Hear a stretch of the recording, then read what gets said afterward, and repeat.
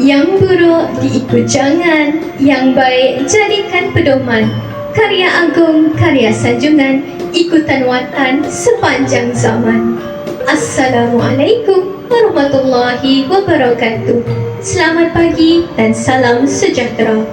Pada pagi yang berbahagia ini, saya, Nurul Saidatul Syahidah binti Muhammad Marzuki, selaku moderator diskusi kita pada hari ini, akan bersama-sama dengan barisan ahli panel untuk membedah sebuah karya agung yang bertajuk Hikayat Hang Tuah, berlandaskan tema kita pada hari ini, iaitu Generasi Madani Pencetus Diskusi Intelektual. Sebelum saya bermadah kata pada hari ini, molek kiranya kita berkenalan terlebih dahulu dengan ketiga-tiga ahli panel pada hari ini. Di sebelah kanan saya, yang cantik berkebaya ini merupakan ahli panel pertama, Vanessa Ermarina anak Ika namanya. Apa khabar saudari? Terima kasih saudari Syahidah, saya baik-baik sahaja. Baiklah, di sebelah kanannya pula, lengkap berbaju Melayu, merupakan ahli panel yang kedua, iaitu Harry John anak Manggat. Apa khabar saudara? Syukur semuanya baik-baik sahaja. Bagaimana dengan pihak saudari?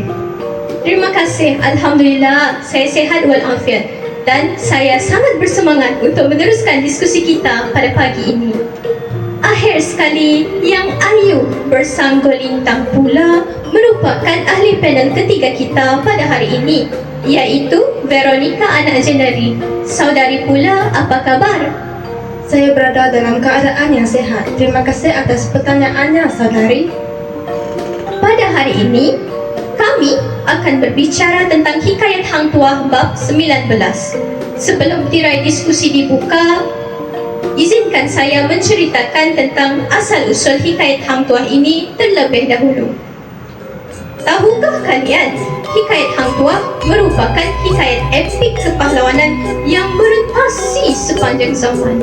Hikayat Hang Tuah ini merupakan manuskrip tertua yang dipercayai mula ditulis sekitar 1700 Masihi. Walau bagaimanapun, manuskrip ini lengkap ditulis pada tahun 1849 Masihi. Hikayat Hang Tuah ini mengandungi 28 bab secara keseluruhannya. Dalam Dewan Bahasa dan Pustaka, Hikayat Hang Tuah ini dikaji dan diperkenalkan oleh seorang pegawai penyelidik bahasa, iaitu Kasim Ahmad. Kawan-kawan kenal tak siapa Hang Tuah? Hang Tuah merupakan seorang pahlawan Melayu yang terkenal di seluruh pelosok bumi pada ketika itu, terutamanya semasa zaman pemerintahan Sultan Mansur Shah di Melaka pada abad ke-15. Ada sesetengah pengkaji berpendapat bahawa Hang Tuah berasal dari Pulau Bintan, Riau, dan ada juga berpendapat bahawa Hang Tuah berasal dari Sungai Duyung. Walau bagaimanapun, kawasan tersebut kedua-duanya terletak dalam kawasan Kesultanan Melayu Melaka. Cukuplah kita bercerita tentang tokoh ini. Ayo dengarkan pula dengan teliti apa yang terkandung dalam Hikayat Hang Tuah bab 19 ini. Hikayat Hang Tuah bab 19 ini menceritakan tentang kehebatan Laksamana Hang Tuah yang dihantar ke benua Keling. Kehebatan yang ditonjolkan telah menyebabkan beliau menjadi salah seorang utusan Kisnarayan, iaitu Raja Keling, ke benua China. Dari benua Keling, Laksamana Hang Tuah terus ke benua China untuk menyampaikan utusan daripada Raja Keling. Di negeri China, Laksamana Hang Tuah juga memperlihatkan berbagai-bagai kebolehannya sehingga dikagumi oleh Maharaja China. Laksamana Hang Tuah berjaya menewaskan angkatan Feringgi kerana pada ketika itu Feringgi telah menyerang mereka dalam perjalanan pulang ke benua Keling. Tanpa membuang masa, ayo kita teruskan dengan pertanyaan soalan kepada barisan ahli panel kita pada hari ini. Pertama sekali, soalan akan saya kemukakan terlebih dahulu kepada Cik Ermarina. Adakah Cik Ermarina sudah bersedia? Ya, saya sudah bersedia saudari Syahidah. Baiklah, soalan saya, Hang Tuah terkenal dengan kehebatannya telah menjadi utusan Sultan Melaka ke benua Keling. Sejauh manakah pernyataan ini benar menurut pandangan saudari? Benar sekali pernyataan tersebut, Saudari Syahidah. Seperti di dalam tren tradisional dalam hikayat Hang Tuah bab 19, seperti yang kita lihat, Hang Tuah mempunyai kehebatan dalam mengendalikan kuda teji. Semasa berada di benua Keling, Kisnarayan telah menguji kehebatan Hang Tuah dengan mengendalikan kuda teji. Kehebatan Hang Tuah dalam mengendalikan kuda teji yang ganas ini menunjukkan rasa kagum Kisnarayan. Hal ini demikian kerana barang siapa yang berkeinginan menunggang kuda teji akan habis tubuhnya dicari-carikan, dan tiada seorang pun yang berjaya mengendalikan kuda teji ini.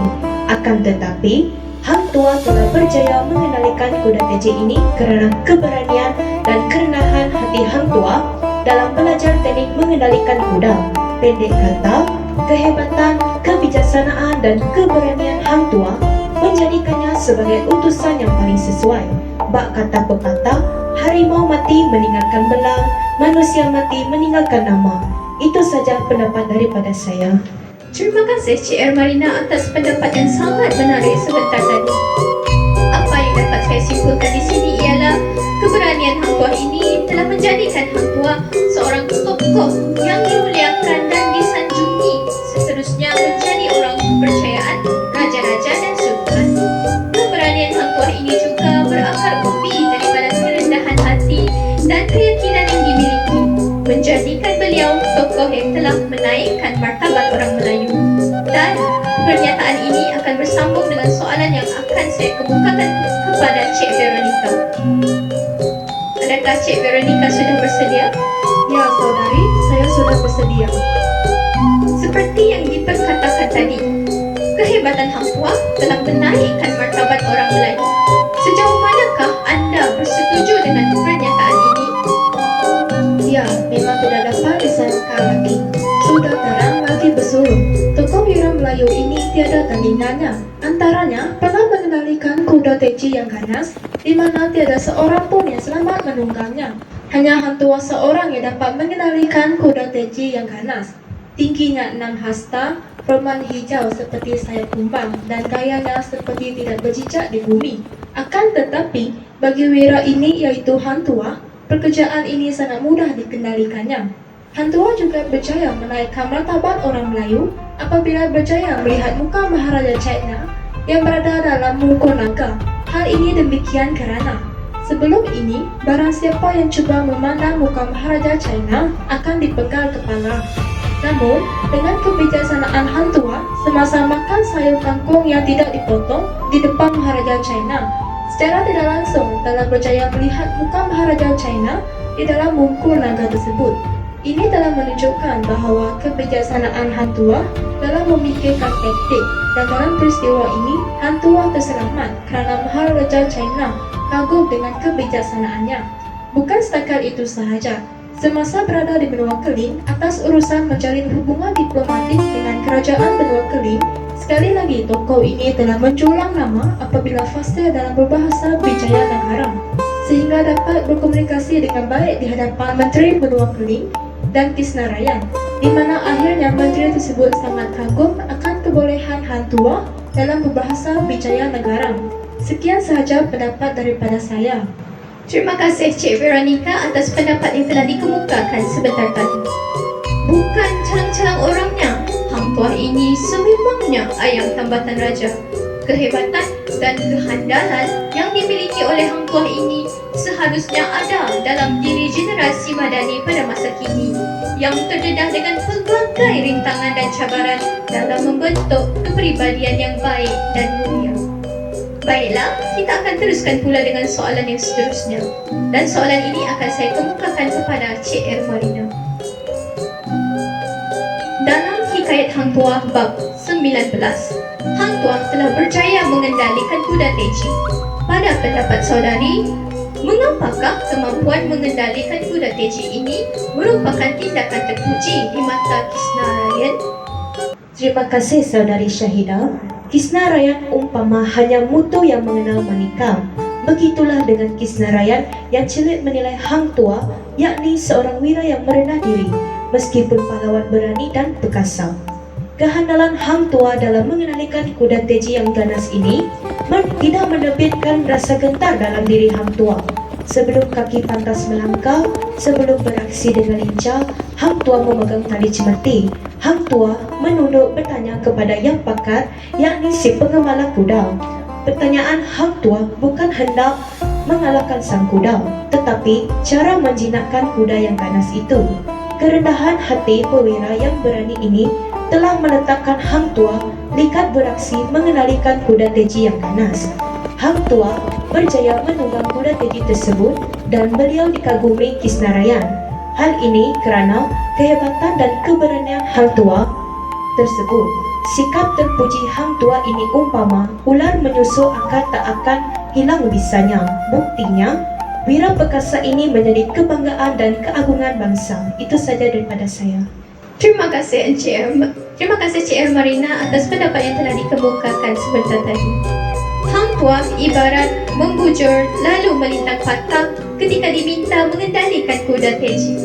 Kehandalan Hang Tua ini tidak mudah dijumpai lagi pada masa kini kerana generasi madani pada masa kini lebih berfokus dengan perkembangan teknologi berbanding mengasah ketangkasan dan kekuatan fizikal yang juga penting untuk lahiriah dan batiniah. Kejayaan Hang Tua ini juga telah menyebabkan Hang Tua menjadi orang yang penting dalam sesebuah kerajaan. Sekarang, kita akan teruskan dengan soalan yang seterusnya dan soalan ini akan saya kemukakan kepada Encik Terry. Adakah Encik Terry sudah bersedia? Ya, saya sudah bersedia, saudari. Terima kasih. Seperti yang kita tahu, Hang Tua terkenal dengan pelbagai kehebatan. Kerana kehebatannya ini, Maharaja China telah menganugerahkan banyak anugerah kepada Hang Tua. Pada pendapat saudara, apakah yang dilakukan oleh Hang Tua yang menyebabkan beliau dikagumi oleh Maharaja China? Dari mana punai melayang, dari sawah turun ke padi. Dari mana datangnya sayang, dari mata turun ke hati. Kekaguman Maharaja China terhadap Hang Tua adalah seperti gambaran pantun yang baru saya lafazkan sebentar tadi. Hal ini kerana rasa kagum itu hadir setelah Maharaja China melihat kebijaksanaan Hang Tua yang secara halus berjaya mengubah tradisi mereka, kerana sebelum ini tiada seorang pun yang boleh memandang wajah Maharaja China yang tersembunyi dalam mungkur naga. Sesiapa yang cuba memandang wajah Maharaja China dalam mungkur naga itu akan dipenggal kepalanya. Akan tetapi, Hang Tua terselamat, malah dikagumi Maharaja China atas kebijaksanaannya, yang mana semasa dijamu makan oleh Maharaja China, beliau ditanya tentang adat budaya Melayu, lalu beliau dengan bangga mengangkat budaya Melayu yang makan sayur kangkung tidak dikerat. Maka sebaik memakan kangkung yang panjang itu, kepala didongak ke atas, maka kelihatanlah muka Maharaja China dalam mungkur naga tersebut.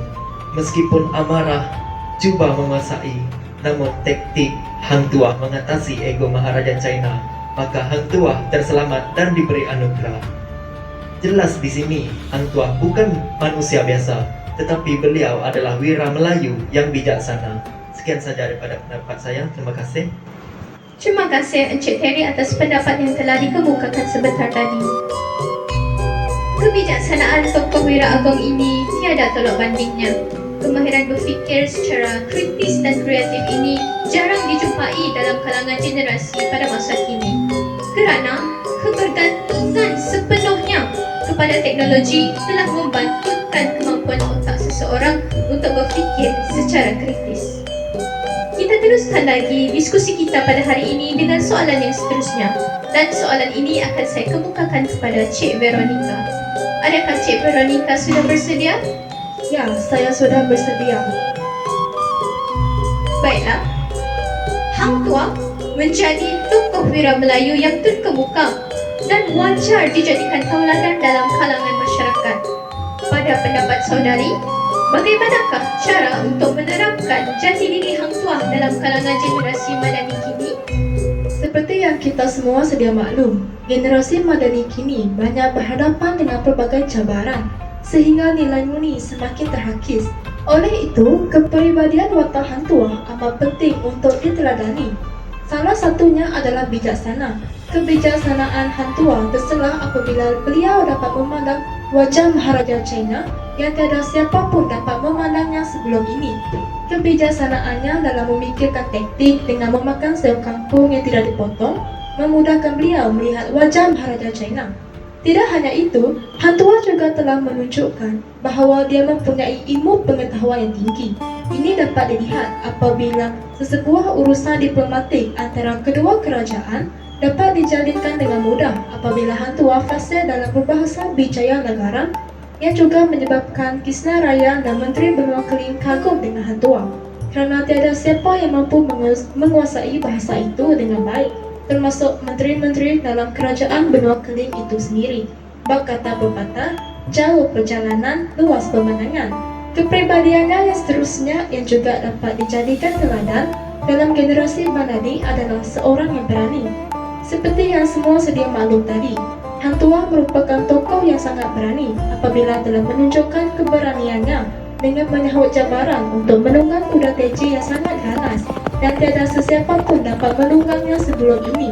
Kehebatannya ini dikagumi oleh Kisna Raya kerana dapat mengendalikan kuda dengan tangkas dan penuh muslihat.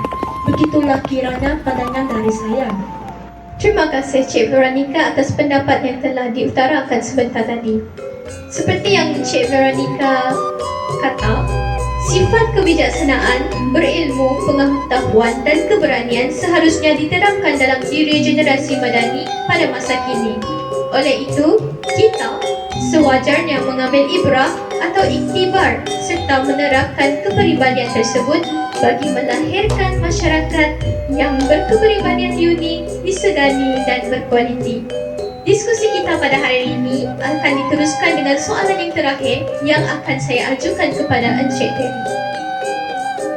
Baiklah Encik Terry, pada pandangan Encik Terry, mengapakah wajah Maharaja China tidak boleh dilihat pada zaman itu?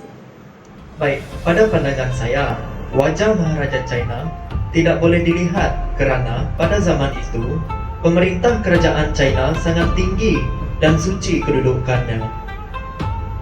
Maharaja China dianggap sebagai anak syurga atau wakil dewa di bumi, maka rakyat biasa tidak layak melihat wajahnya secara langsung. Selain itu, larangan untuk melihat wajah Maharaja China ini bertujuan untuk mengekalkan kewibawaan, kehebatan serta karisma seorang maharaja supaya tidak hilang rasa hormat dalam kalangan rakyat jelata. Hal ini selaras dengan budaya masyarakat China pada ketika itu yang menyanjung tinggi konsep ketaatan serta penghormatan mutlak terhadap raja mereka. Oleh sebab itu, hanya golongan tertentu seperti pembesar istana atau tetamu terpilih sahaja yang berpeluang mendekati Maharaja China, manakala rakyat jelata pula perlu menundukkan pandangan mereka terhadap Maharaja. Itu sahaja pandangan daripada saya. Terima kasih. Terima kasih Encik Terry, dan pendapat yang telah dikemukakan oleh Encik Terry mengakhiri tirai diskusi kita pada hari ini. Jelaslah bahawa dengan keutuhan adat dan jati diri yang kukuh dan utuh yang dimiliki oleh Hang Tuah telah menyebabkan Hang Tuah disanjung dan dipandang tinggi. Keberanian Hang Tuah mengambil risiko menjadikan beliau wajar untuk kita anggap sebagai tokoh wira masyarakat Melayu. Seperti kata-kata yang termaktub dalam penutup hikayat Hang Tuah, takkan mengayuh hilang di dunia. Sesungguhnya masa amat mencemburui kita. Sampai sini sahaja diskusi kita mengenai karya agung hikayat Hang Tuah pada hari ini. Kalau ada sumur di ladang, bolehlah kita menumpang mandi. Kalau ada umur yang panjang, bolehlah kita berdiskusi lagi. Sekian, wabillahi taufiq wal hidayah. Wassalamualaikum warahmatullahi wabarakatuh.